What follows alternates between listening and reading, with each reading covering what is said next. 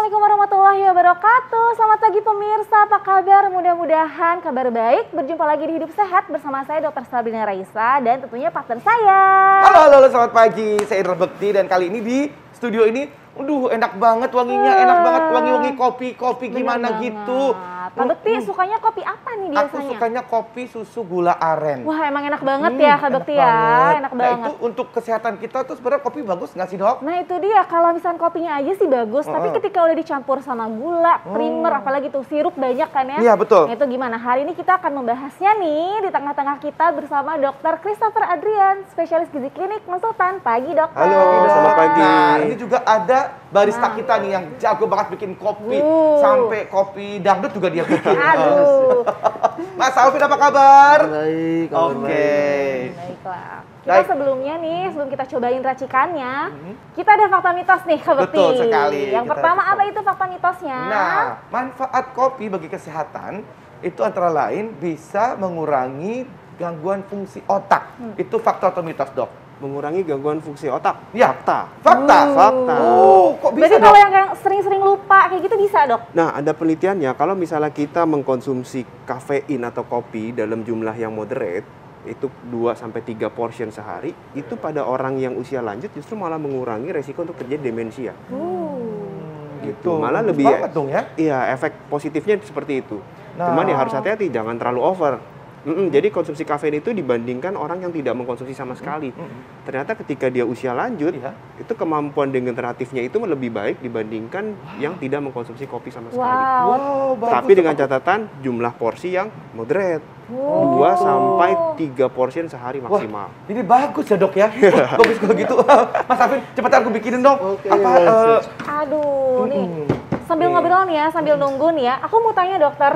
Pemirsa juga pasti penasaran ya. Ya. Ini apa banyaknya kopi yang harusnya dikonsumsi yang tadi bisa memperbaiki fungsi otak di masa lanjut tuh berapa banyak? Oke, sebenarnya kan yang kita takutkan untuk konsumsi kopi itu kan karena jumlah kafein yang berlebih.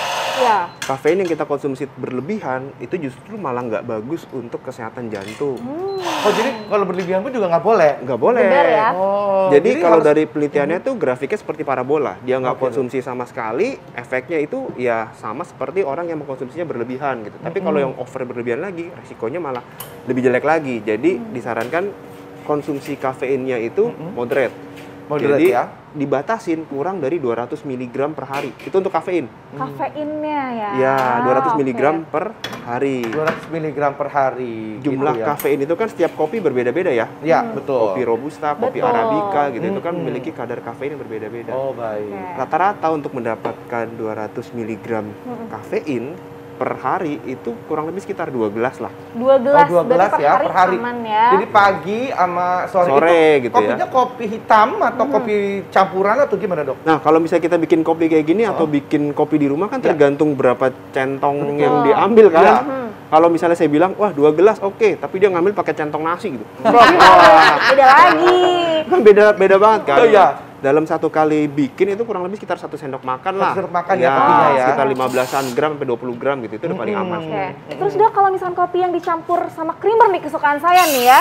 Nah, itu katanya tuh itu masih bermanfaat atau enggak?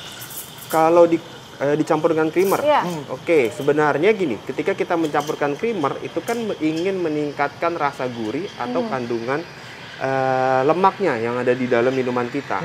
Ya, creamer atau susu full cream gitu ya. Dia enak karena kandungan fatnya, lemaknya itu. Oh, kandungan fatnya tuh jadi Iya. enak ya. Justru kandungan creamer itu biasanya kan ada dairy product sama yang non dairy. Kalau dairy itu mirip seperti kandungan seperti di susu sebenarnya. Kalau non dairy dia dari minyak kelapa gitu ya, dibikin jadi creamer gitu ya. Oke. Kandungan lemak jenuhnya pasti kita akan meningkat. Oke, jadi lebih tinggi ya kandungan Ya, jenuhnya. misalnya kita setiap kali minum kopi tadi 2-3 gelas, kita bikin nih creamernya pakai creamer juga lebih banyak gitu. Pasti dalam satu hari intake lemak kita jadi over kan. Oh, Oke. gitu. Kalau Jadi kelebihan pun bisa meningkatkan resiko Obesitas. kolesterol juga dan obesitas, betul. Apalagi ditambah gula deh. wah, benar. Oke, Dok. Ini fakta mitos selanjutnya, Dok. Oke. Minum kopi itu katanya jadi sulit tidur. Itu fakta atau mitos, tapi sebelumnya jangan dijawab dulu. Kita mau lihat dulu ini cara sehat untuk mengatasi sulit tidur. Yuk kita saksikan bersama-sama, ini dia.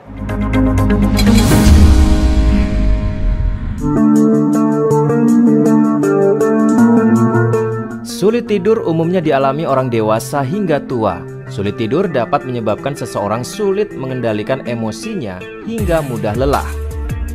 Hidup sehat akan memberikan cara bagaimana mengatasi sulit tidur atau yang biasa dikenal dengan insomnia. Jangan mudah stres dan menganggap semua hal adalah masalah. Bangun pikiran positif, jalani semua hal dengan baik dan bahagia.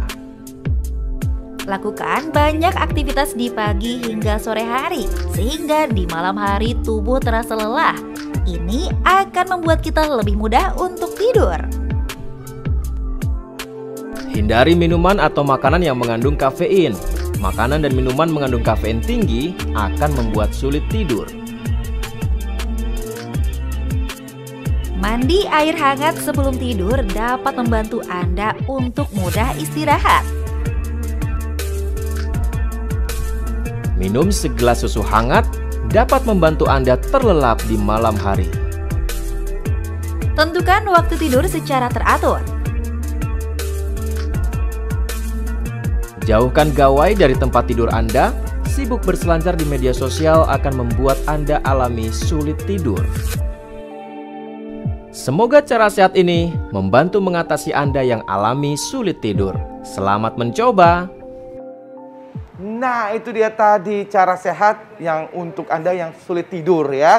Benar-benar bermanfaat. Tapi, apakah minum kopi itu membuat jadi susah tidur? Karena banyak yang bilang mitosnya itu kan pokoknya supaya nggak ngantuk, ya kan, supaya kita melek semalaman nonton bola gitu misalnya, minum kopi gitu. Betul. Itu fakta atau mitos, Dok? Fakta. Fakta. Betul. Jadi malah sulit tidur. Apa Kan- Dok yang membuat itu, Dok? Karena emang kandungan kafeinnya.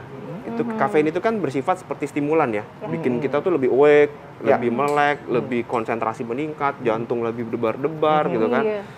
Jadi pokoknya lebih siaga gitu kan. Kalau misalnya kita minum kopi tersebut sebelum tidur coba, pasti akan melek gitu. Makanya disarankan kalau kopi itu dikonsumsinya pada pagi hari. Idealnya tuh sekitar jam 9 pagi itu. Ya. Itu paling aman di Iya, situ. ya. Jadi malah jadi segar. Kalau malam-malam nanti pagi-paginya fungsi tubuh kita jangan-jangan menurun. Jadi capek, ngantuk kan. Iya. Nah, berarti Mas Alvin ini jarang tidur ya karena minum kopi terus gitu. Semua orang kadar kafeinnya punya beda-beda sih kan. Oh, Yang iya, gitu iya. per hari 2 cangkir sudah mulai melek. Kalau ada yang kurang 4 cangkir. Oh, gitu. Kalau Mas sendiri sehari minum kopi juga nggak? Minum kopi pastinya setiap kerja ini kan udah pasti selalu nyobain kopi. Bisa sehari bisa 5 cangkir sih saya. Enak dong. Kalau Mas ini gimana? Sampai 5 cangkir kan tadi 2 cangkir harusnya Mas. Iya. Iya. Mungkin Dok, kayak gimana tuh, Dok? Udah over. Jadi gini, kalau misalnya kita ngomongin konsumsi kafein gitu ya, setiap orang itu punya toleransi yang akan semakin meningkat. Kalau kita konsumsi setiap hari misalnya, biasanya kita nggak pernah minum kafein sama sekali, kita minum sedikit aja, wah jantung debar-debar, Iya. gelisah gitu. Tapi misalnya dia minum terus nih, lama-lama efek 1 cangkir kafein itu di dia kok nggak berasa apa-apa ya. Dia tambahin jadi 2 cangkir, dia akan seperti itu terus karena toleransi tubuhnya akan nambah tuh.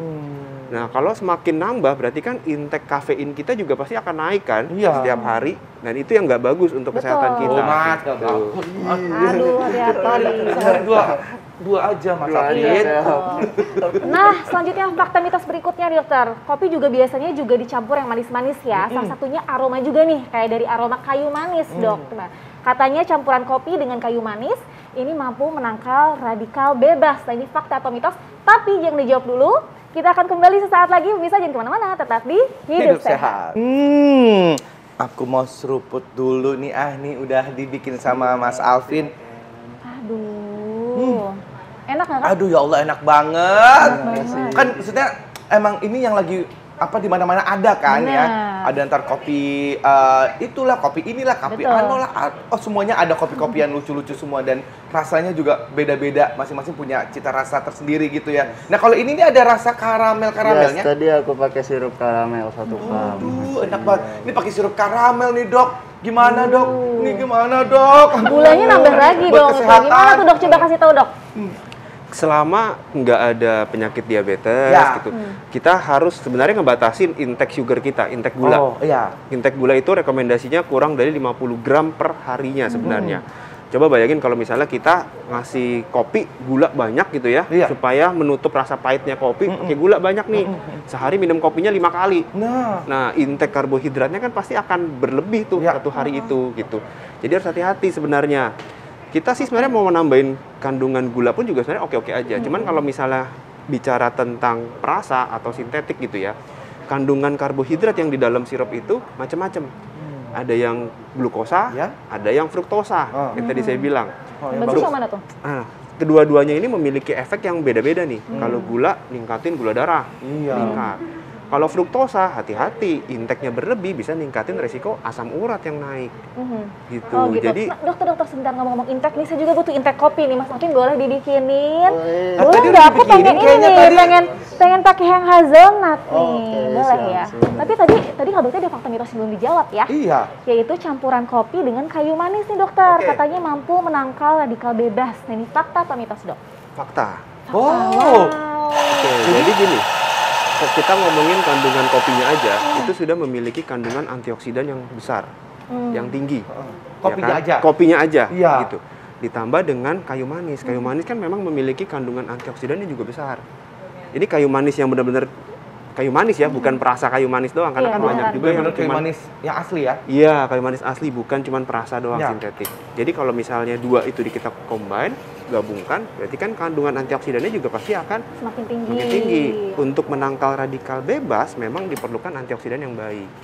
Gitu. Jadi Wah. kalau ditanya kopi plus cinnamon itu tadi antioksidannya bagus apa enggak? Ya bagus, dan dia bisa menangkal radikal bebas juga. Dan bubuk kayu manis ini kan kita bisa dapat di mana aja kan ya, kan bukti di supermarket juga bisa yang bubuk-bubuk itu kan dok ya. Betul. Nah Mas Alvin tambahin deh, ya bubuk cinnamon, aku jadi mau nih. Cinnamon sih.